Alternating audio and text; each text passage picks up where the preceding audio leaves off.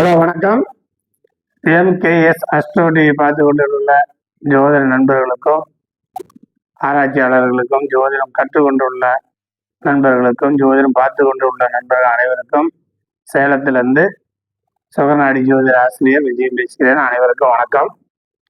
நம்ம MKS astro டிவியில் வாரம் ஒரு வீடியோ போடுவோம். இந்த வாரம் ஒரு வீடியோனா நம்ம பார்க்குற ஜாதகத்தில் ஏதாச்சும் ஒரு கிரிட்டிக்கலாக ஒரு ஜாதகம் ஏதாச்சும் இருக்குதா, அப்ப ஆயுளுக்கு உட்படுதா அப்படின்னு பார்த்து அந்த ஜாதகத்தை எடுத்து வச்சு தனியா இப்படி போர்டில் போட்டு அதை நாம் என்ன சொன்னோம், அவங்க என்ன சொன்னாங்க அப்படின்னு சொல்லி இதுக்கான விதிமுறை என்ன அப்படிங்கிற ஜோதிடம் கத்துக்கிறவங்களுக்கும் ஜோதிடம் ஆராய்ச்சி பண்றவங்களுக்கும் ஜோதிடம் சொல்லி கொண்டு இருக்கிறவங்களுக்கும் ஒரு சப்போர்ட்டா இருக்குங்கிறதுக்காக போடுறோம். வாரம் ஒரு வீடியோ போடுறோம் எம்கேஎஸ் அஸ்ட்ரோ டிவியில். அது போல இப்போ பார்த்தீங்கன்னா நாங்கள் நேரடியாக போர்டில் போட்டுக்கிறோம், காமிச்சிருக்கோம். அது கொஞ்சம் தெரியும். தெரியலனா கூட நீங்கள் ஒரு நோட் வாங்கி வச்சிங்க. நம்ம டேட் ஆஃப் பர்த் சொல்கிறோம், கிரகத்தெல்லாம் சொல்ல பாருங்க. 25/6/2021 1:11 PM தருமபுரியில் குழந்தைது. இந்த இது ஒரு ஆண் ஜாதகம் குழந்தை. லக்கணம் பார்த்தீங்கன்னா கன்னி லக்கணம், 3ல் கேது, 4ல் சந்திரன், 5ல் சனி, 6ல் குரு, 9ல் ராகு புதன், 10ல் சூரியன், 11ல் சுக்கிரன் செவ்வாய். இது ராசி கட்டம். நவம்ச கட்டம் பார்த்தீங்கன்னா சிம்ம லக்கணம், லக்கணத்துல சுக்கிரன், கன்னியில சந்திரன், விருச்சகத்துல செவ்வாய் கேது, தனுசுல சூரியன் குரு, ரிஷ்மத்துல ராகு, மிதனத்துல சனி, கடகத்துல புதன். இது நவம்ச கட்டம். பிறந்த காலத்துல சுக்கர திசை 14 வருஷம் 1 மாசம். இப்ப நடக்குது சுக்கர திசை ராகு புத்தி. வயசு பார்த்தீங்கன்னா 3 முடிஞ்சு 4 நடக்குது. நம்ம ஜாதகம் அனுப்பிச்சாங்க, ஆன்லைன்ல தான் பார்த்தோம். இது அவரும் பார்ப்பார், இந்த ஜாதகனுடைய அப்பா தான் பார்த்தாரு ஜாதகம், அவரும் பார்ப்பார். நம்ம தப்பா அவங்களை யாரையும் சொல்ல போறதில்லை, அவரும் பார்ப்பார். நம்ம ஜாதகம் பார்த்து நம்ம கடிச்சிட்டு சொல்லும் போது வயசு சொன்னோம், லக்கணம் சொன்னோம், ராசி சொன்னோம், என்ன திசபுத்தி ஓடுதுன்னு சொன்னோம். சொல்லிட்டு சொன்னேன், இந்த குழந்தைக்கு வாய் பேசாதுங்க, நல்லா இப்போ 3 முடிஞ்சு 4 பிறந்துச்சுன்னா நல்லா பேசும். பார்த்தீங்கன்னா 2 வயசுலயே பேசுறாங்க, 3 வயசுல பேசுறாங்க, இப்ப 4 நடக்குது. பேசாதுங்க, சரியா நல்லா வாய் பேசாது. அந்த மன வளர்ச்சி, அறிவு வளர்ச்சி, புத்தி வளர்ச்சி கன்னி, தெளிவா பேசாதுன்னு பேசலன்னு அவரு கேள்வி கேட்டாருங்க. அவரும் பார்த்துட்டு ஒரு கமெண்ட்ஸோட சொல்லுவாரு, கேட்க ஐயா பேசுமான்னு கேட்டாரு, எதிர்காலத்துல பேசுமான்னு கேட்டாரு. இதுதாங்க நான் சொன்னது தான், அவர் கேள்வி கேட்டது தான். நான் சொன்ன பார்த்துட்டு இந்த ஜாதகத்தை குழந்தை 4 வயசு நடக்குதுங்க. இது நல்லா பேசாதுங்க, நல்லா நம்மள மாதிரி நார்மலா நல்லா பேசாது, சிந்திக்காது, ஆற்றல் கம்மின்னா, மன வளர்ச்சி, அறிவு வளர்ச்சி, புத்தி வளர்ச்சி கம்மியா ஜாதகத்தில் சொல்லுது. இது நல்லா தெளிவா பேசாதுன்னு பேசலன்னு சொன்னேன். அவர் கேட்டாரு, அந்த ஜாதகரோட அப்பா கேட்ட கேள்வி, ஐயா இது எதிர்காலத்தில் நல்லா பேசுமாரு. நான் சொன்னேன், ஜோசியத்துல பேசுறதே தெரியலீங்க, இன்னைக்கு டெக்னாலஜி வளர்ந்துருக்குது, பேச்சு கொடுக்குறாங்க, பேச்சை கொடுத்து பேச வைப்பாங்க. அதே மாதிரி நான் தொண்டை வாயெல்லாம் செக்அப் பண்ணி எதாவது நரம்புகளை பிடிப்பு ஏதாச்சுன்னா வைத்தியத்தை முறையில அப்படி பேச வச்சிருவாங்க. நார்மலா நம்மள மாரி பேசலன்னா கூட ஏதாவது ஓரளவு ஒரு 20-30% பேசணும். இன்னைக்கு இருக்கிற டெக்னாலஜி வளர்ந்துருக்கு, பேச வைக்கலாங்க, நீங்க பேச்சுவார்த்தை கொடுத்து அனுப்புங்க அப்படின்னேன். சரிங்க ஐயா, அது மாரி நாங்க பார்த்து பேச பண்றோம், சொல்றோங்க, பண்ணிக்கிறோம் அப்படின்னு சொல்லி முடிச்சாரு. அது மட்டுமா நம்மளோட ஜாதகம் பார்த்தா விடுவாங்களா? நான் இந்த குழந்தை பேசாததுக்கு விதிமுறை சொல்றேன். நான் ஜாதகம் உங்களுக்கு பலன் என்ன சொன்னேன், குழந்தைக்கு என்ன சொன்னேன், அப்பா அம்மாளுக்கு என்ன சொன்னேன், அதை உங்களுக்கு சொல்லிடுறேன். அந்த சொன்னதுக்கெல்லாம் விதிமுறை சொல்றேன். குழந்தை பேசல, மன வளர்ச்சி, அறிவு வளர்ச்சி, புத்தி வளர்ச்சி கம்மி, பேசல. நார்மலா 4 வயசுனா குழந்தை நல்லா பேசும், படிக்கும், ஸ்கூலுக்கு போகுது. இன்னைக்கெல்லாம் ஸ்கூல் நான் 1வது LKG யூகேஜிலே எழுதுற இங்கிலீஷ் எல்லாம் பண்ணி போறாங்க, நல்லா பேசுது. ஆனா அது இல்லை, நார்மலா இல்லை. அதுக்கு என்ன விதிங்கிறத நான் உங்களை அப்புறம் சொல்றேன். நம்ம ஜாதகம் பார்த்தாலும் சொல்லிட்டோம். சரிங்க, அப்பாவுக்கு அம்மாவுக்கு கூட பிறந்தவங்களுக்கு என்ன அவங்களுக்கு பத்தி கேட்பாங்கல்ல, அவங்க கேட்டாங்க. நான் பார்த்தோன்னு சொன்னேன், அப்பா அம்மாவுக்கு கேட்கும்போது சொன்னேன், இந்த குழந்தைய தத்து கொடுத்தீங்களான்னு கேட்டாங்க. ஐயா அப்படின்னா என்னன்னு கேட்டாரு. ஐயா நம்ம சொந்த பந்தம், மாமியா மாமனார் சகலை நம்ம நெருங்கிய ரத்த சொந்தம். அவங்கள ஒரு 2 பேர்த்த வர சொல்லி ஒரு 5 கிலோ தவிடு அவங்க ஒரு பயலை போட்டு வச்சுக்கிட்டு இருக்கணும். அவங்க கிழக்கு பக்கமா நின்று மேற்கு பக்கமா அவங்க இருக்கணும். இந்த தாய் தந்தை குழந்தைய பெற்றவங்க தாய் தந்தை மேற்கு பக்கமா நின்று கிழக்கு பக்கமா பார்த்து இந்த குழந்தைய தத்து கொடுத்துருங்க தவிட்டுக்கணும்னு கேட்கணும். அவங்க நான் கொடுத்துருன்னு சொல்லி கிழக்கு பக்கமா வந்தாங்களா அவங்க கையில தவிட நீங்க வாங்கிட்டு குழந்தைய அவங்க கையில கொடுத்துடணும். கொடுத்துட்டு அப்படியே வாங்கிட்டு அவங்க போயிடணும். ஒரு வாரம் கொண்டு போய் வச்சிருக்கணும். நம்ம சொந்த பந்தமா இருந்தா தான் அரவணைப்பு பாசமா வச்சிருப்பாங்க. இரட்டையாரா கொடுத்தா வித்து கொடுத்துருவான். அல்ல சொந்தக்காரருக்கு மட்டும் கொடுங்க. இப்படி பண்ணிட்டு போய் ஒரு வாரம் கழிச்சு அவங்களுக்கு தெரியாம சொல்லித்தான் வைக்கணும். என்ன தெரியாத வருவாங்க, குழந்தைய எடுப்பாங்க, பார்ப்பாங்க, நீங்க போயிடணும் மாறுது. அவர் எடுத்துட்டு போது நீங்களும் பார்த்து தெரியாது குழந்தைய எடுத்து வந்துங்க. அதுதாங்க தத்து கொடுக்கறது. என்ன ஐயா இதெல்லாம் சொல்லவே இல்லைங்களே. எங்க ஊர் பக்கம் நான் ஜாதகம் பார்த்தேன்னு சொல்லுவேன். அவங்க சொல்லிக்க மாட்டாங்க, நான் சொல்றேன். இந்த ஜாதகம் தத்து கொடுக்கணுங்க. சரிங்க ஐயா, தத்து கொடுக்கலாம் என்ன பண்ணணும்னு கேட்டாரு. இந்த ஜாதகம் தத்து கொடுக்கலன்னா அப்பனுக்கு வளர்ச்சி வராது, வருமானம் வராது, உடல் ஆரோக்கியம் இருக்காது, ஊர்ல வம்பு வழக்கு சண்டை செல்லு வரும், அடிதடி சண்டை வரும், போல்டாச்சுனாலும் போயிடும். அவர் சொன்னார், நேற்று ஒருத்தர் சண்டை பண்ணீங்க, ஏதோ ஒரு கோல் எடுத்து அடிச்சாரான், ஒடிச்சிருச்சான். அது ஒடியாத கட்டையா இருந்தா அவன் அவளை அவுட்டா இருப்பாங்க. எனக்கு போலீஸ் பிடிச்சிட்டு போயிருங்க, நீங்க இன்னைக்கு போல்டேஜ் தான் சொன்னார். அப்படி சொன்னார். அப்படிலாம் கோவப்படாதீங்க. உங்க குழந்தைய தத்து கொடுங்க. தத்து கொடுக்கலாம் இந்த மாதிரி சம்பவம் நடக்கும். கோவப்படாதீங்க, அமைதியா இருங்க, சண்டைக்கு போகாதீங்க. உங்க கிரக நிலை சரியில்லைங்க. அதனால அவங்க சொல்லி அதை சமாதானப்படுத்தி தத்து கொடுக்க வைக்கிறது, தத்து கொடுக்க வச்சுட்டு அமைதியா இருங்கன்னு சொல்லி அவரை சொல்லிட்டோம். அம்மாவை கேட்டாங்க. அம்மாவுக்கும் உடல்ல வந்து ஒரு சுகம் இல்லைங்க. ஏதாவது ஒரு நையா நெருங்க ஒரு ஹாஸ்பிட்டல் செலவு, வைத்திய செலவு. ஆமாங்க, இப்போ 3 மாதத்துக்கு முன்னாடி ஒரு ஹாஸ்பிட்டல்ல செலவு பண்ணிட்டு இருந்தோம், உடம்பு செலவு போயிடுச்சுங்க அப்படின்னாரு. அதனால தாய் தந்தைக்கு உடல்நல பாதிப்பு, வாழ்க்கையில பொருளாதாரம் உயராது, இந்த மாதிரி இருக்கிறது காரணம் தத்து கொடுத்தா இந்த தோஷம் வேட்டையிடும். தத்து கொடுக்கறதுக்கு எந்த மாதிரி கிரகம் இருந்தா தத்து கொடுக்கறதுங்கிறத நான் சொல்றேன், இதை சொல்லிடுறேன். அப்புறமேலு அதோடு விடுவாங்களா, எங்களுக்கு வந்து வீடு கட்டுற யோகம் உண்டா? இப்போ உங்களுக்கு வீடு கட்டக்கூடிய அமைப்பு இப்பெல்லாம் இல்லைங்க. சரி, நாங்கள் வாடகை வீட்டில் இருந்தால் சொந்த வீட்டில் மருந்தோம். வீடு சொந்த வீடு இருந்தால் கூட நீங்கள் வாடகை அதை விட்டுட்டு வாடகைக்கு போயிருங்க. பூர்வ புண்ணியம் நல்லா இருக்குதான்னு கேட்டாங்க. பூர்வ புண்ணியம் சரியில்லைங்க, பூர்வ புண்ணியத்துலேயும் பிரச்சனை இருக்குதுங்க அப்படின்னு. சரி, விட்டுட்டு எங்கள் மாமனோட்டுக்கு போயிட்டுமான்னு கேட்டார். இதெல்லாம் கம்பேர்ட ஒரு 6 மாதத்துக்கு விட்டுட்டு உங்கள் மாமனோட்டில் போய் தத்து கொடுத்துட்டு அங்கேயும் ஒரு 6 மாதத்துக்கு இருப்பா, உனக்கு இங்கெல்லாம் சரியில்லைன்னு சொன்னேன். சரின்னு சொல்லி அவர் வந்து கேட்டுட்டு போதுங்க ஐயா, இந்த மாதிரி நல்லது கெட்டதுக்கு உங்களை நான் அணுகி என்னுடைய பிரச்சனையை கேட்டுக்கலாம், எப்பனாலும் ஃபோன் பண்ணி சாமி நான் சொல்றேன்னு சொல்லிட்டேன். அப்ப அவரு நம்மளோட தொடர்பு கொண்டு ஏதோ பேசுவாரு, அவருக்கு தேவையான நம்ம சொல்ல செஞ்சுக்கலாம். சரி, இப்ப நாம வந்து சப்ஜெக்ட் வரலாம். ஏன் இந்த குழந்தை வந்து வாய் பேசல, அதுதான் மெயின். நான் ஜாதகம் பார்க்கும்போது கிரகங்களை அவரே சொல்லியே தான் சொல்லுவேன். உங்க குழந்தை வாய் பேசாத காரணம் என்னன்னு தெரியுமா சொல்லுங்க. பாருங்க, லக்கணம் நின்ற நட்சத்திராதிபதி தான் குழந்தைய நம்ம அந்த குழந்தை இல்ல, எல்லாருமே லக்கணம் நின்ற நட்சத்திராதிபதி தான். வேறு அடிமரத்து வேறு ஒரு மரம் இருந்ததுன்னா அது அடியில வேறு உள்ள போகும். அடியில வந்து போனீங்கன்னா ரொம்ப தூரம் 100 அடி கூட போற மரம் இருக்குது. எல்லாம் போய் தண்ணியை உறிஞ்சி மேல தலைஞ்சு பூ பூத்து காய்காயும் வளர்ச்சி அடையும். ஒரு உதாரணமா ஒரு மாமரம் எடுத்துக்கிறோம், ஒரு மாஞ்செடி வைக்கிறோம், அடிவேறு பழமா போகணும்.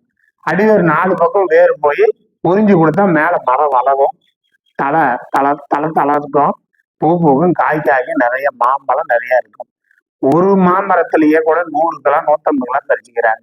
அதுக்கெல்லாம் காரணம் அடிவேர் நல்லா ஆகணும். அது மரஞ்செடிகள் குடியும் மட்டும் இல்லை, மானிட பிறவிகளுக்கும் லக்கணம் நின்ற நட்சத்திராதிபதி பலமா இருக்கணும். இது வந்து கன்னி லக்கணங்களா? லக்கணம் யாருடைய நட்சத்திரம் இருக்குது பார்த்தீங்கன்னா சித்திரை 1ஆம் பாதத்துல இருக்குது. அந்த சித்திரை 1ஆம் பாதத்துக்கு அதிபதி யாருன்னு கேட்டீங்கன்னா செவ்வாய். லக்கணத்துக்கு 11ல நேசாயிடுச்சு, அடிவேர் போயிடுச்சிங்களா, அப்ப அது வளர்ச்சி இல்லாத போயிடும். அடுத்தது லக்னாதிபதி பாருங்க, லக்னாதிபதி புதன். இந்த லக்னத்துக்கு லக்னாதிபதி புதன். இந்த புதன் யாருப்பா? சந்திரன் கால். அந்த சந்திரன் லக்னத்துக்கு 4ல, நீசரம் ஆகுது 6-8ல. இப்ப சந்திரன் அவுட், புதனும் அவுட். இப்ப லக்னாதிபதி பலன் இழந்துருச்சு. ரைட்டு, லக்னாதிபதி 2 பலன் இழந்துருச்சுங்களா. அப்ப சுய சிந்தனைகள் இருக்காது, அறிவாற்றல் இருக்காது, சரி, அடுத்து உடலாதிபதியாகிய சந்திரனை பாருங்க. சந்திரன் சுக்கரங்கால் இருந்தால் மேசராஜு 6. சந்திரன் உடல் வளர்ச்சி குறைவாகி போயிடுச்சு. சரி, போயிடுச்சு. அடுத்தது ஒரு ஜாதகத்துல லக்கணம் நின்ற புள்ளி நல்லா இருக்கணும், அந்த அதிபதி நல்லா இருக்கணும், லக்னாதிபதி நின்ற நட்சத்திராதிபதி நல்லா இருக்கணும். இது மெயின். ராசி நல்லா இருக்கணும். இது இல்லாம ஒரு ஜாதகத்துல புதன், சந்திரன், குரு. சந்திரன மனதுகாரகன், புதன புத்திகாரகன், குருன அறிவுகாரகன். இந்த 3 நல்லா இருக்கும். இப்ப இந்த ஜாதகத்தில் இந்த 3ம் பலன் இழந்துருச்சு. குரு லக்னத்துக்கு 6ல, அந்த குரு உட்காந்து ராகுகால், ராகு நீசம். அப்ப அறிவுகாரகன் பலனை இழந்துருச்சு. புதன் போய் சந்திரங்கால், சந்திரன் நீசராகு 6-8ல, புதன் பலன் இழந்துருச்சு. சந்திரன் 6-8ல ஏற்கனவே பலன் இழந்துருச்சு. அப்ப லக்கணம், லக்கணாதிபதி, லக்கணம் என்ற நட்சத்திராதிபதி, புதன், சந்திரன், குரு 3ம் அவுட்டு. மன வளர்ச்சி இல்லை, உடல் வளர்ச்சி இல்லை, உயிர் வளர்ச்சி இல்லை, அறிவு வளர்ச்சி இல்லை, நார்மலான குழந்தை இல்லை. 4 வயசு வந்த குழந்தை வளர்ச்சி இல்லை, பேசல, சிந்திக்கல, அறிவாற்றல் இல்லை. ஆமான்னு விட்டாரு அவங்க அப்பா. அப்ப இந்த மாதிரி ஜோதிட ஆராய்ச்சி பண்ண வேண்டும். இதுதான் சுகநாடியினுடைய சூட்சமம். இதை வச்சுங்க. சரி, அப்படியே இந்த பிள்ளை, இந்த குழந்தைய தத்து கொடுத்துட்டீங்களா? தத்து கொடுத்துருங்க அப்படின்னு சொன்னோம்னா அதுக்கு ஒரு விதி வேணும் இல்ல? அந்த விதி இல்லாத எல்லாத்தையும் தத்து கொடுக்கணும்னு சொல்லக்கூடாது. நம்ம மற்றவர்களை சொல்லல, நிறைய பேர் தத்து கொடுக்கலாம் அப்படிம்பாங்க. ஆனா விதி வேணும்.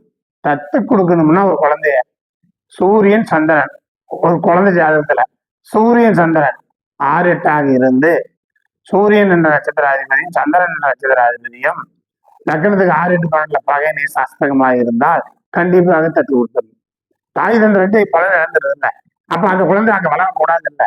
சூரியன், சந்திரன் 6-8 இருந்து சூரியன் என்ற நட்சத்திராதிபதியும் சந்திரன் என்ற நட்சத்திராதிபதியும் 6-8 பகை நீ சாஸ்திரமானால் அந்த குழந்தையை தத்து கொடுத்துடணும். இது ஒண்ணுதான் நான் விதி. ரைட். சூரியன் என்ற நட்சத்திராதிபதி லக்னத்துக்கு 6-8 பகை நீ சாஸ்திரமானாலும் சந்திரன் என்ற நட்சத்திராதிபதி லக்னத்துக்கு 6-8 பகை நீ சாஸ்திரம் விட்டாலும் இல்ல சூரியன், சந்திரன் 6-8 ஒரே இடத்துல இருந்தாலும் இப்படி அமைப்பு உள்ள ஜாதகத்தை கத்து கொடுத்துடணும்.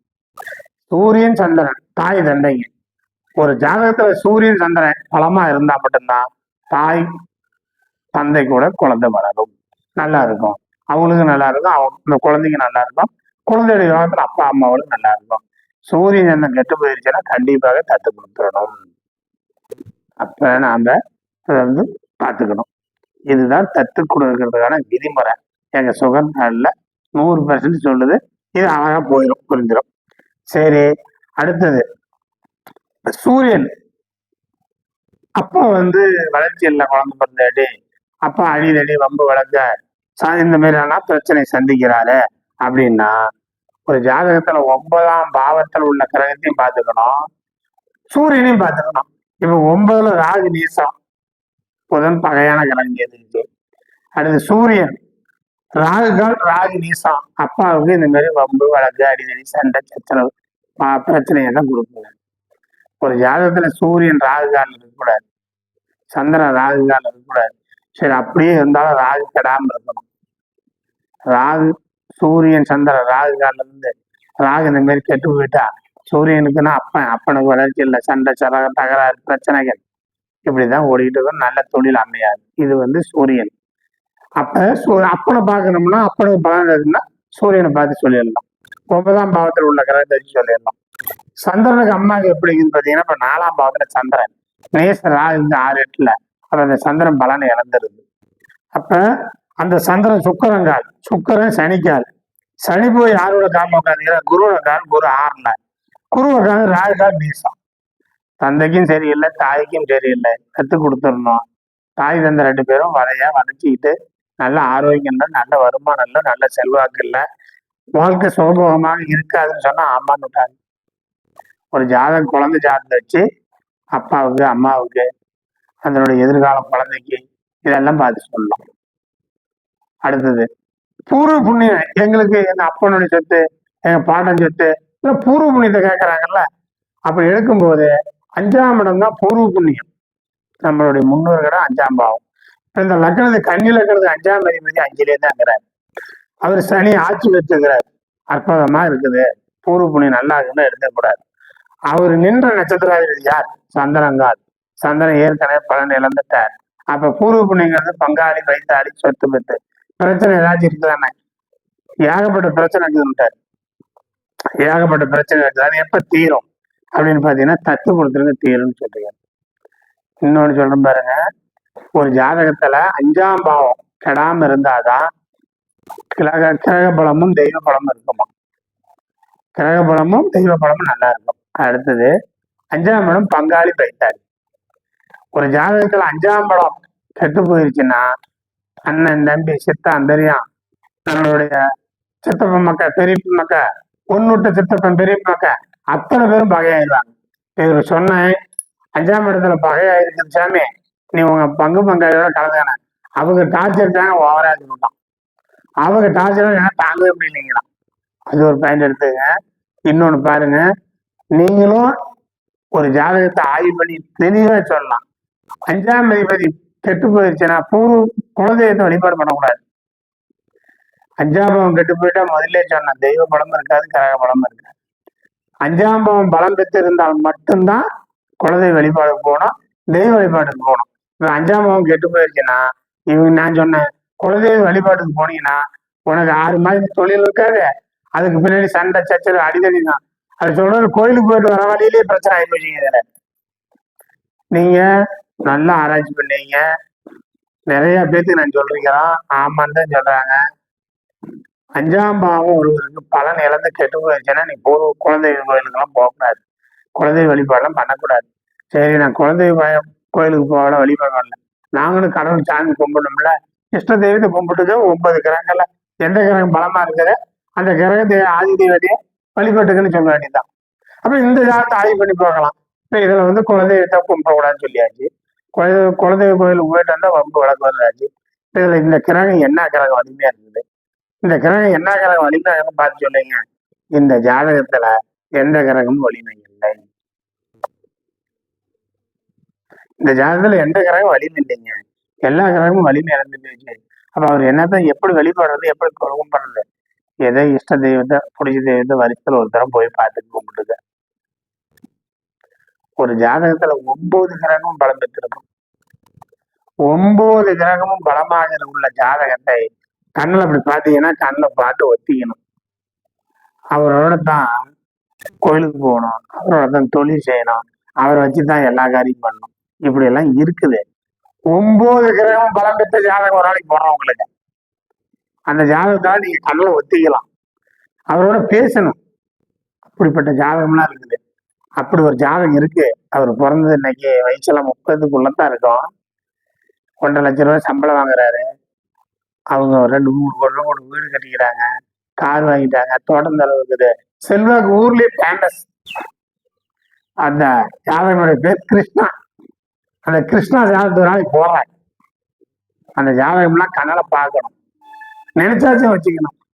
இந்த 9 கோள்களுமே இந்த ஜாதகத்துக்கு பலன் இழந்துக்குது. இவங்களோட தொடர்பு கொள்றது, இவங்களோட பாக்குறதெல்லாம் தப்புன்னு சொல்லக்கூடாது. ரொம்ப கஷ்டத்துல இருக்கிறாங்கன்னு அர்த்தம். அப்ப நாம கோள்களை நல்லா ஆராய்ச்சி பண்ணணும், கோள்களை நல்லா ஆராய்ச்சி செய்ய வேண்டும். ஜோதிடம் என்பது உண்மை, அது ஒரு சயின்ஸுங்க. இது உலகம் ஃபுல்லா இருக்குது. என்ன நம்ம நாட்டுக்கு மட்டும் ஜோசியம் இல்லை, உலகத்துல உள்ள எல்லாத்துக்கும் இருக்குது. 12 ராசி இருக்குது, நட்சத்திரம் இருக்குது, எல்லா நாட்டுல இருக்கிறவங்களும் ஜோசியம் பாக்குறாங்க. ஆனா இந்த சோதிடத்தை கொண்டு போய் சுருக்க கூடாது. அது சில பேர் சுருக்கிக்குவாங்க, சில பேர் மந்திரம் தந்திரம் பண்ணுவாங்க, மாயஜாலம் பண்ணுவாங்க. அதெல்லாம் நான் பண்றதில்ல. ஜோதிடம் என்பது ஒரு சயின்ஸு. இது இப்படி ஆய்வு பண்ணா இப்படித்தான் இருக்கும். இப்ப இந்த ஜாதகத்துக்கு ஏதாவது பரிகாரம் பண்ணி நல்லா பண்ண முடியுமா? அப்ப நாம என்ன பண்ணோம், ஜோதிடம் பார்த்து ஆராய்ச்சி பண்ணி சொல்லிடணும். இதைத்தாங்க சொல்ல முடியும். இப்ப 7ஆம் அதிபதி நின்ற நட்சத்திரம் 6-12 பகையினே சாஸ்திரம் பெற்று போயிடுச்சுன்னா அவனுக்கு எத்தனை பேர் பொருத்தம் பார்த்தாலும் திருமணமாகி பல சங்கடங்களை சந்திப்பார். நான் இப்படி ஒரு யூடியூப் சேனல்ல பேசியிருந்தேன். நம்ம கோயில்பட்டி தங்கப்பாண்டியன் ஐயா சொன்னாரு, ஐயா விஜயன் ஐயா நீங்க சொன்னது 100க்கு 100 இருக்குது, அதனால யாரையும் காப்பாற்ற எத்தனையோ மேலையில சொல்லிக்கிறார். அதனால நாம ஜோதிடத்தை ஆய்வு பண்ணி சொன்னா போகுதுங்க. அதுக்கு மந்திரதண்ட மாயஜாலம்னு அப்பாற்பட்டது, அது இருந்துட்டு போகுது. நம்ம சுகநாடியில தெளிவா ஆய்வு பண்ணி சோசியலாஜின்னு சொல்லலாம், மன திருப்தி அடைவாங்க. இதுதான். அதனால MKS அஸ்ட்ரோ டிவியை பார்த்து கொண்டு உள்ளவங்க அத்தனை பேரும் ஷேர் பண்ணுங்க, லைக் பண்ணுங்க, சப்ஸ்கிரைப் பண்ணுங்க. தொடர்ந்து உங்களுக்கு வீடியோ போட்டுக்கிட்டே இருப்போம். உங்களுக்கு உதவிகரமாக நாங்கள் எப்பவுமே இருப்பேன்னு சொல்லி உங்களிடம் விடைபெறுகிறேன். மீண்டும் சந்திப்போம். நன்றி, வணக்கம்.